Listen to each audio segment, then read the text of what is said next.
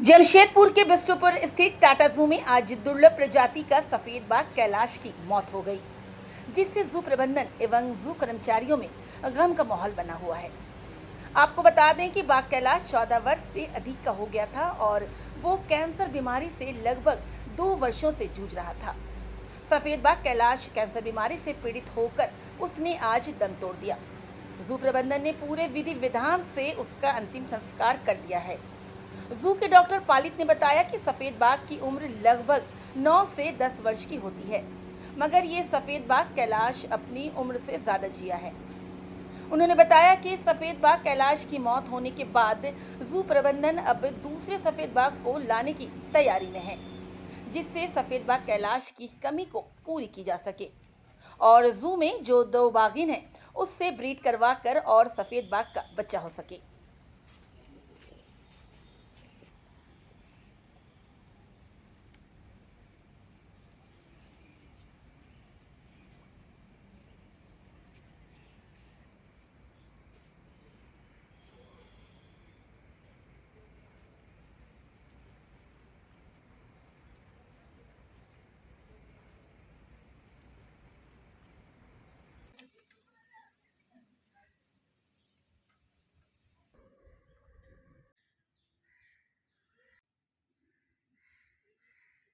पिंटू, गाड़ी का आवाज मत करना।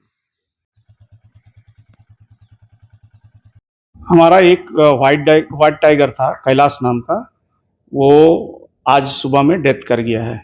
ये टाइगर हमें जो उम्र है वो लगभग 14.5 साल का हो गया था और व्हाइट टाइगर जो है normal life span in captivity जो जू में रहता है वो 10 से 12 साल 13 साल में डेथ करता है। दिक्कत ये था कि ये एनिमल को आज से 3-4 साल पहले हम लोग को नोटिस हुआ था कि इसको एक ओस्टियोसार्कोमा नाम का बीमारी है, जो कैंसर है, एक तरह का कैंसर है, बोन का कैंसर है। तो इसको मल्टीपल टाइम में, मतलब बहुत सारा जगह में शरीर में ट्यूमर हुआ था, जो मैलिग्नेंट बोलते हैं ना, बेनाइन ट्यूमर होता है जो एक जगह ही होता है, और मैलिग्नेंट ट्यूमर जो होता है वो कई सारा जगह में फैलता है। तो ये मैलिग्नेंट टाइप का ट्यूमर इसको डेवलप हुआ था और जो राइट लेग है, जो ग्लूटियल एरिया है, उसके ऊपर में जहाँ पर फीमर बोन और पेल्विक बोन जॉइंट होता है उस जगह में इसको ट्यूमर डेवलप हुआ, जिसके चलते इसको जो है चलने में दिक्कत हुआ और एनिमल ग्रेजुअली जो है अपना वजन, अपना जो है फूड इनटेक, ये सब जो है कम करते गया है। और हम लोग बीते 2 साल से इसके बारे में चर्चा हो रहा था अपना हेल्थ एडवाइजरी कमेटी से। चूंकि ये मैलिग्नेंसी टाइप का था तो इसको अगर हम लोग सर्जरी करते तो ये और ज़्यादा फैलता, तो और पहले ही इसका डेथ हो सकता था। उनका सजेशन था कि इसको आप सर्जरी मत करो, इसको गुड फूड देना है और मेंटेन करना है।